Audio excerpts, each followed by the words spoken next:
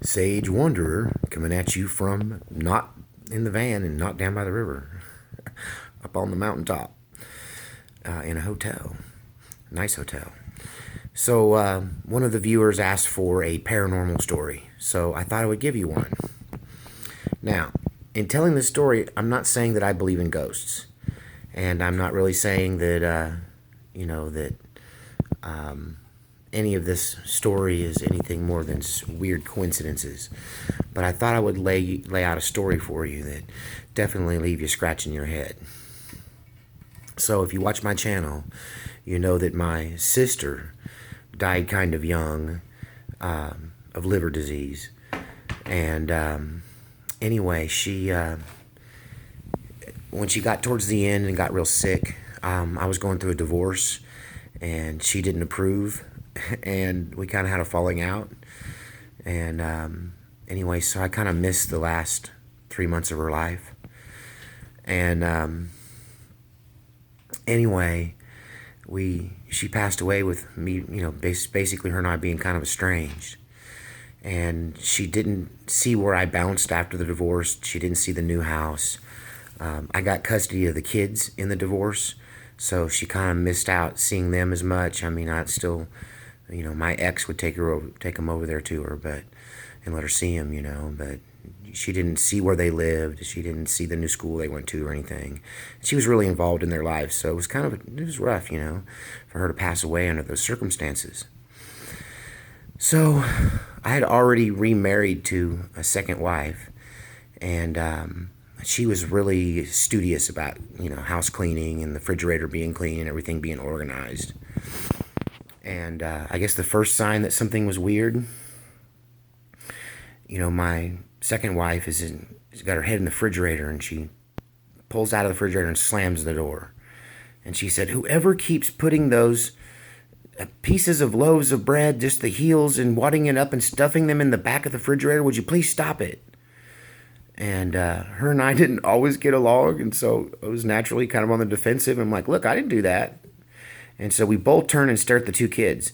"Hey, did you guys doing this? Who's putting the half, the little piece of a loaf, like a one slice and the heel, and wadding it up and stuffing it in the back of the refrigerator?" Because there was like 12 stuffed in the back of the refrigerator in a big wad.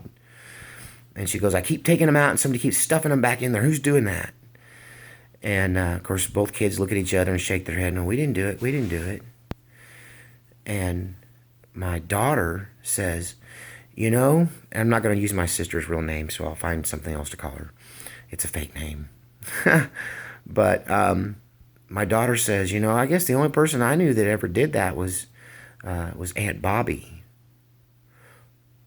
"Really? She's right." I'm like, "No, you're right. She's the only one that ever did that. No one ever does that. She would stuff the loaves of bread with the heels back in the back of the refrigerator, and then she'd take them out and dry them in the oven and make croutons and stuffing and things out of them." And so that was creepy that none of us, copped to doing that. Yet there was this, basically an Aunt Bobby stash of this stuff in the back of the refrigerator. So I guess it was about 3 days later, everybody was asleep, and I was sitting in the living room late at night by myself, and somebody knocked on the door. Now, you gotta understand, I lived way out in the country. My driveway was 3/4 of a mile long. You had to come through a hayfield, down a hill, across the dam of a pond, and then you were in my driveway and then up on my porch. And I mean, really, the mailman stopped way up at the road. No one ever came up that road. Even the meter for the electricity was up by the road. So no one ever came down by our house. This is a place where I shot deer off the front porch. And the pond was full of fish, and we could almost fish off the front porch. So it was like country living. But yet, at like 2 o'clock in the morning, just, clear as a bell, Oh, shoot, knock stuff over. Oh, there went my hat.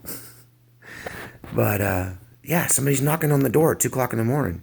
So obviously I'm freaked. So I jump up and I run out there, and I look through the peephole, and the front porch light's on, and there's nothing. And I open the door and nobody's there. So I grab my big, 3D flashlight, 3D cell, mag light off the coffee table, and I'm like I'm shooting the whole area. There's no car, there's no people, there's nothing. And I'm standing on the front porch doing this when I hear clangety clang in the kitchen. And I bolt back in the kitchen. And, I'm like, what the heck was that? And I slam the door behind me. And I'm looking around for the sound when knock, knock, knock on the door again. And I'm not 10 feet from the door this time. I run over and flip the door open wide. Nothing. Nobody. Then I hear in the kitchen, clangety clang clang, same exact sound. So I turn around, slam the door, run back in the kitchen. And now I'm like trying to figure out what is the source of the sound. I'm shaking the refrigerator. I'm looking in the sink. There's nothing in the sink. My second wife was like OCD, so there's nothing. The kitchen is spotless. And so I kind of I look around the kitchen. I'm like, what could possibly make this noise? So on top of the refrigerator was an electric skillet, and the lid wasn't quite on it. It was just kind of sitting in it. And so I shook it, and that was the sound. It was the sound of that skillet, but nothing could have moved it. Nothing could have moved the refrigerator. And that wouldn't explain the knocking on the door. And so I went clank, clank, clank, and then somebody knocked on the door third time. And this time I kind of walked to the door and opened the door and stepped out of the door and looked around in disbelief. And there was nothing. And I just scratched my head and said, that was just, right now I'm thinking the bread, the knocking on the door, this is my sister coming to check out the place. And so we had lots of those bumps in the night. And our dog would sit and stare in the kitchen in this particular spot and just bark, bark, bark, bark, bark at this spot and circle it and look at it and bark and look at it. And there was nothing hanging in the air. It'd be like where a person was standing, but there was nothing there. And there was a lot of that kind of paranormal activity that went around. And then at one time we decided we were going to take a picture of Aunt Bobby. And so we just took some random photographs, and we got a pretty clear image. And if I can find it, maybe I'll find a way to post it up. But a very clear image of my daughter and someone standing right next to her that was just like an apparition. To me, it looked like my sister kind of all hungered over with a blanket in her pajamas. But it was just light. It was like a light flare in the room. Like an image almost. It was weird. So that's my true life, real life ghost story. One day late for Halloween. All right. Good night, y'all.